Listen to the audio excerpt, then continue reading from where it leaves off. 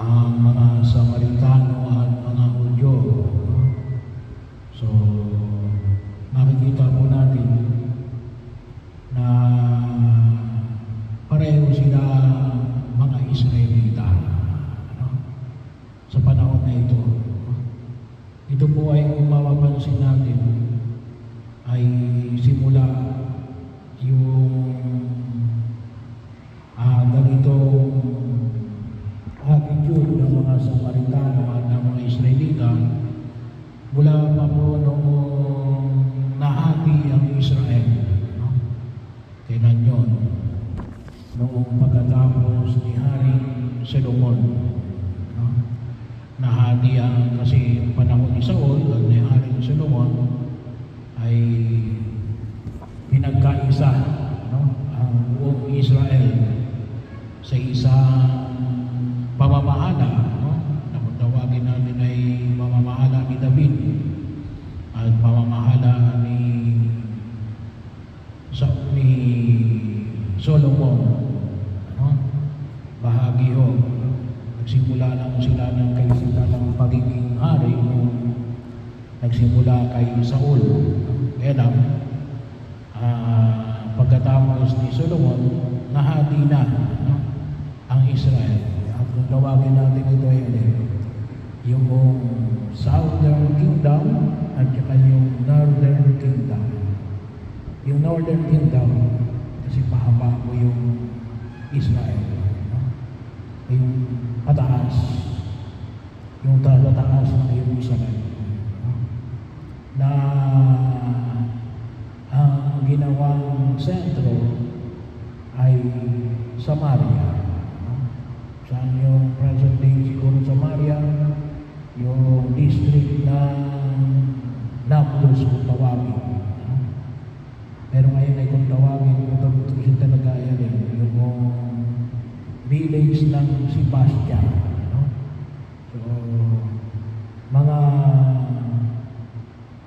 50 to 70 kilometer from Jerusalem. So, sabi nga po ay mga 2 oras na kapag ikaw ay magka-travel by car. Hindi naman masyadong traffic doon. Hindi ko katulad sa atin. At ang Southern Kingdom ay alin? Ay mula Jerusalem pababa. So, mula noon, kasi nahati sa 2 kaharian, ang mga taga Samaria, kaya medyo iba ang pagtingin ng mga Hudyo kasi sabi na ito kasi yung mga nahaluan ng ibang lahi. Hindi na ito mga puro mga dugong Israelita. Pero tulad na akong sinabi ko sa inyo, ito ay kung tawagin kasama pa rin po sa tinatawag na Arab stock. Yan naman yung mga kung tawagin natin yung mga magpipinsan pa rin. Kaya lang, yung pagkakaiba nila ay yung mga kasi 2 kaharian na, 2 political leader. Pero sa pananampalataya, nagkaiwalay din sila. Yung mga nasa Southern Kingdom, mula Jerusalem hanggang pababa, ang kanilang pagsampayan ay sa Jerusalem. Sa mga Northern Kingdom, sabi nila, pwede na kayong sumamba. Sinapagawa rin sila ng sarili nilang templo. Sa bahagi yung nang tinatawag natin sa Samaria. Ngayon kasi ay kung tawagin natin yung lugar na yun ay tinatawag na ng archaeological site. Wala na ang tao doon. So, bahagi yun. Kaya, ang kanilang kaisipan, hindi lang sa Israel, pwede mong sabayin si Yahweh. Kaya dito sa Ebanghelyo, nakita natin na ayaw silang padaanin ng mga Samaritano. Kasi nalaman na doon sila kasi matutulog no? So, bilang mga manlalakbay, so, dadaan doon sila matutulog. Saan kayo pupunta? Pupunta kami sa Jerusalem kasi magsasamba kami. Ayaw silang padaan. No? Kaya anong ginawa nila? Ang sabi nga ni dalawang alagad ni ay sila na lamang ay sunugin, magpadala ng asupre, no? Para sila ay matubog. No? Anong sabi ni Jesus? Hindi. No? So, maliwanag na rin yung temptation na rebels. Kasi nga, gawa ng alitan. No? Kaya kung lutusin malalim, no? Malalim yung Palestinian Israel kasi yung present day Palestine, no? Yun yung mga nasa tinatawag natin Northern Kingdom, no? Yun ang sakop kasi yun ng Northern Kingdom, yung Central West Bank, yung South of Galilee, no? Yun yung mga bahagi na kung tawagin natin ay dating Samaria, no?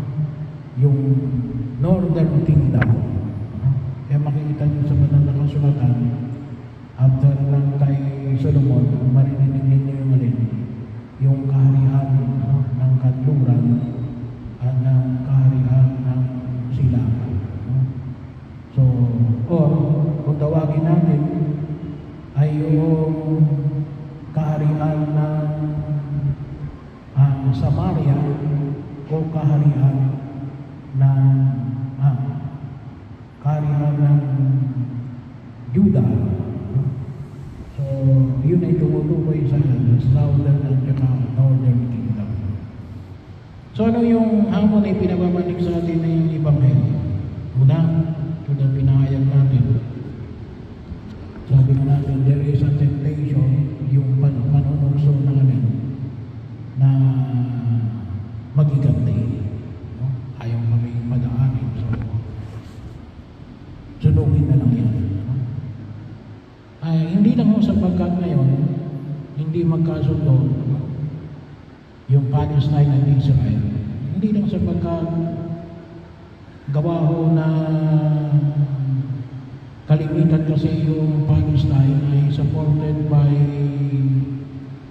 Muslim countries.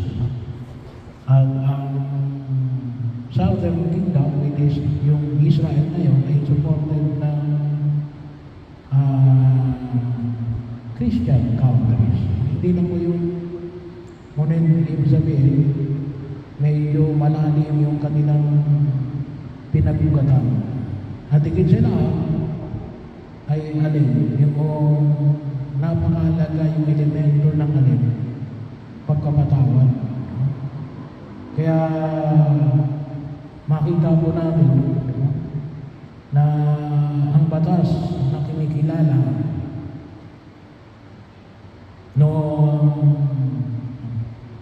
doon sa lugar na yun ay yung tinatawag natin lintik lang ang walang ganti.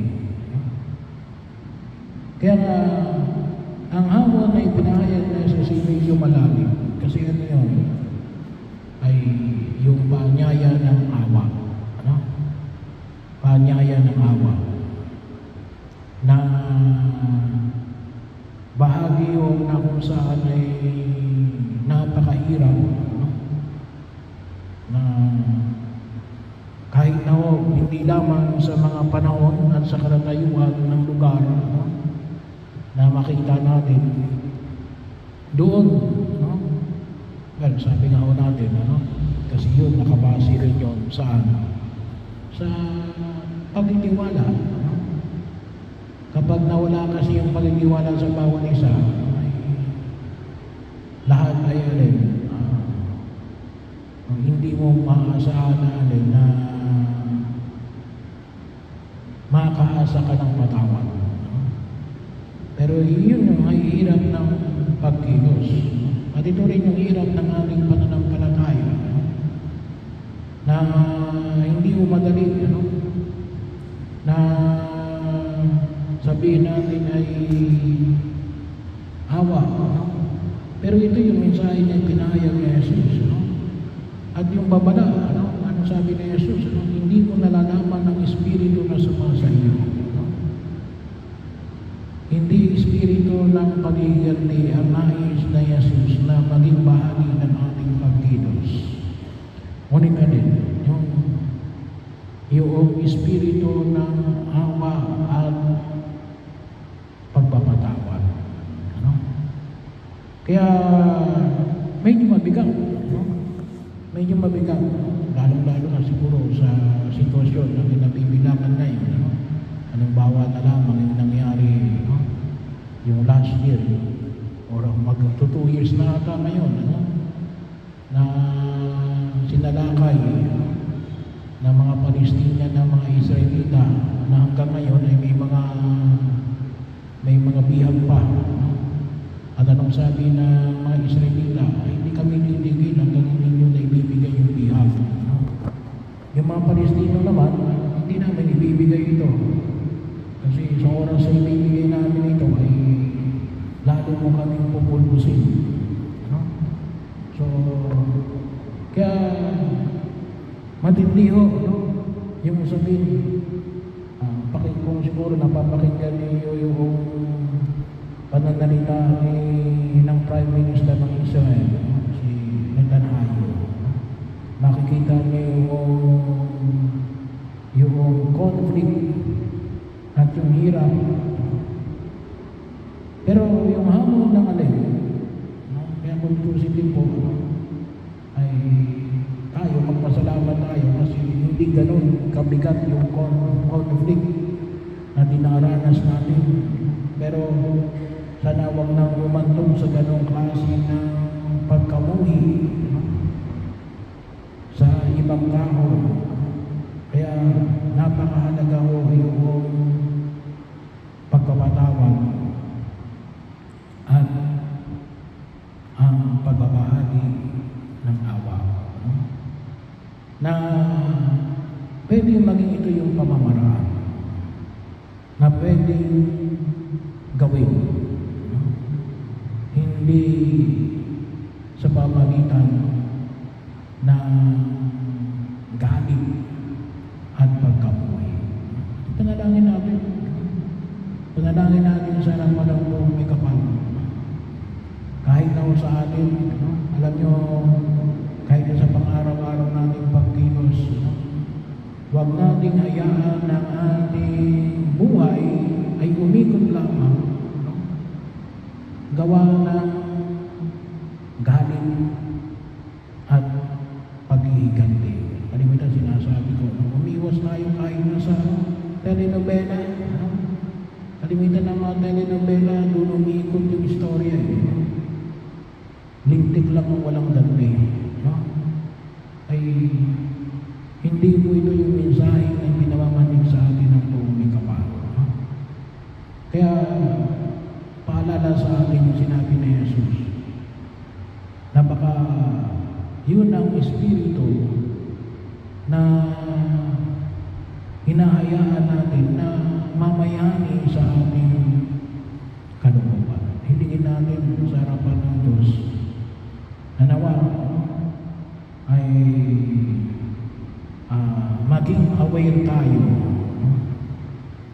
at humingi tayo ng tulong sa Diyos na huwag ito yung maging bahagi ng ating pag-iisip at damdamin. Kaya napakahalaga ho yung makita natin yung kagandahan at awa ng Diyos at ang puso na palaging handang magpatawad.